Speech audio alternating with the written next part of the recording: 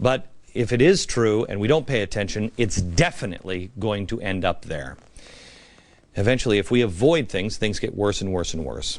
And people listen less and less and less. I mean, how do you think the Germans built concentration camps in towns just right outside of towns? How? Because people don't want to believe horrible things.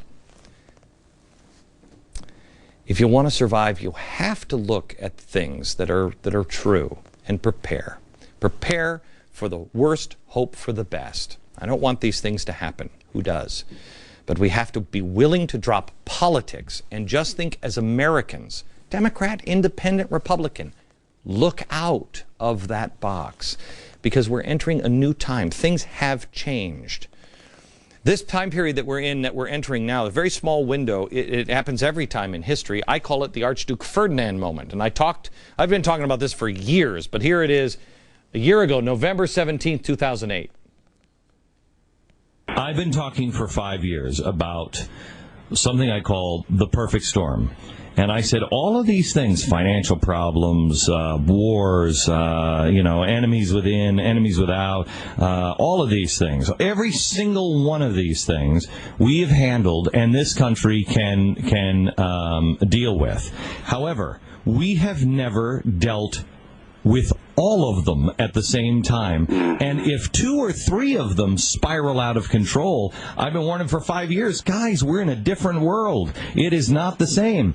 I kept looking at the news this weekend, and somebody would say to me, Glenn, what would happen if such and such? What would happen if this happened? What would happen if this happened? And I keep thinking to myself, Archduke Ferdinand, we are sitting on a tinderbox, and a spark or a match will make us burn like California. And it's not just us, it's the whole world. It is on the edge. Okay. Now, I showed you this yesterday. This is from the Washington Post. One false move in Europe could set off global chain reaction. They said, if, and it remains an if, trouble starts, the trigger may well be obscure to the concerns of most Americans. A missed budget protection by the Spanish government, the failure of Greece to hit a deficit reduction target, a drop in Ireland's economic output. Okay, you wouldn't even notice that stuff. It's like the Archduke Ferdinand started World War I. They shot him. Who knew this guy? Most people in the world didn't. We also told you about mutually assured destruction and how, in order to prevent wars, it was announced in a book, Tragedy and Hope, that the countries would intertwine their economies. Here it is. Mutually assured economic destruction. Okay? No weapons involved, just money. Tie it all together. When we're all tied together, when one falls down, we all fall down.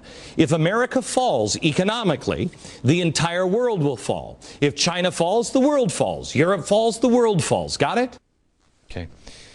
This is an article from the Wall Street Journal today. Today, Europe's banks hit by rising loan costs. In this article, it says, quote, the banking world is extremely interconnected and still very fragile. It talks about mutually assured destruction without ever saying it.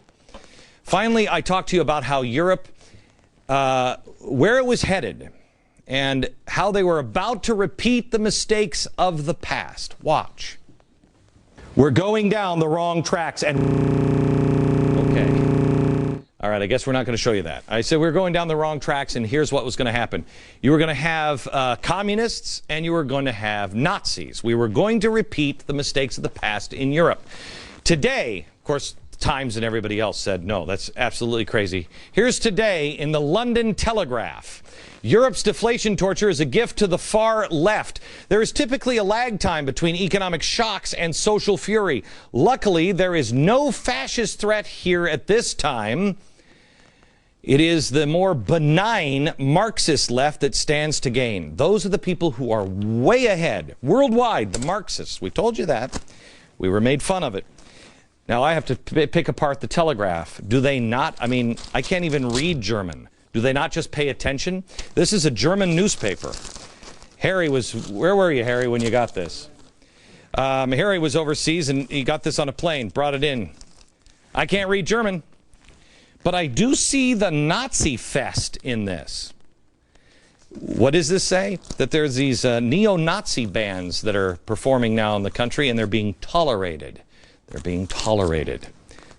The crazy Nazi right is rising over there. That's why our right, small government, and our left, big government, needs to be decided. Small government is the answer, not big, because socialists, Marxists, and Nazis use big government. All right, that's where we've been over the last couple of years. I think we have a pretty good track record. We've been wrong as well, but the big picture has been right.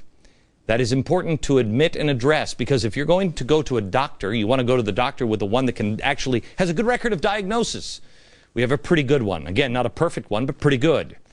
It's important to know, because I want to tell you what's coming next. And I hope I'm wrong on this, but everything seems to be falling into place. And in the end, tonight I'm going to leave you with a very simple answer. It's important. It's a solution. So don't miss a second. Back in a minute.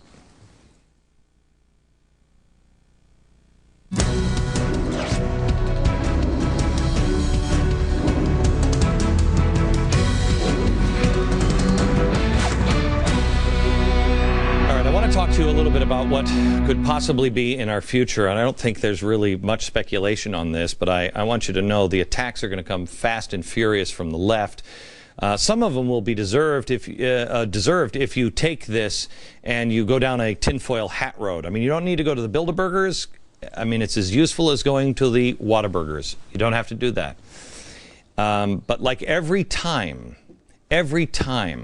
we will use their words to prove a point, but progressives will go nuts when they hear the term global governance. If they hear it used, they'll tell you you're crazy.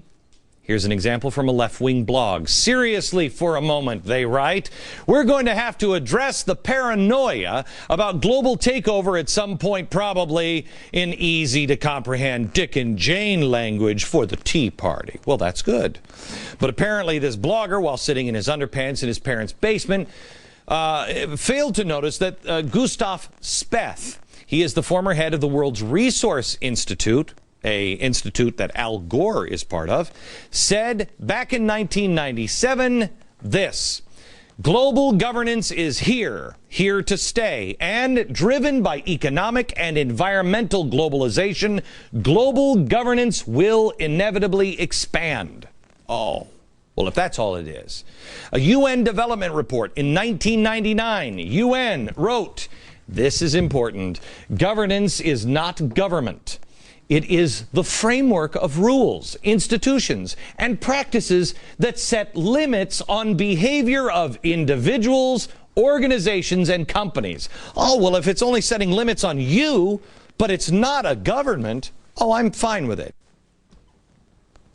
That's all this is framework. Framework. It's not government. It's important for them to say those things. All of these financial regulations that are being put into place, it's bogus, and it leads to this. The bailouts, bogus, it leads to this. Climate change leads to this. It is a framework for global governance. Europe says they want it. We'll show you what they said in a minute. The IMF is implementing it in Europe. They're telling now sovereign nations what to do right now. But we're not moving towards it here in the U.S., are we? Well, let me show you what the UN said about land use.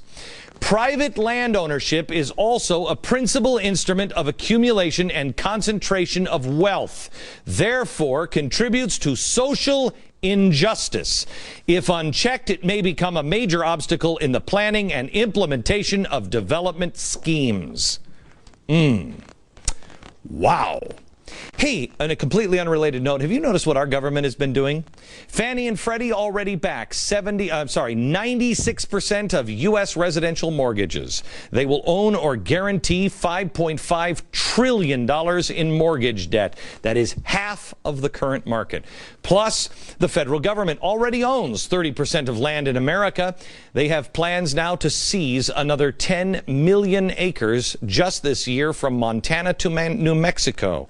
Land can be a problem, you know. And by the way, they're only doing this for new monuments they want to build.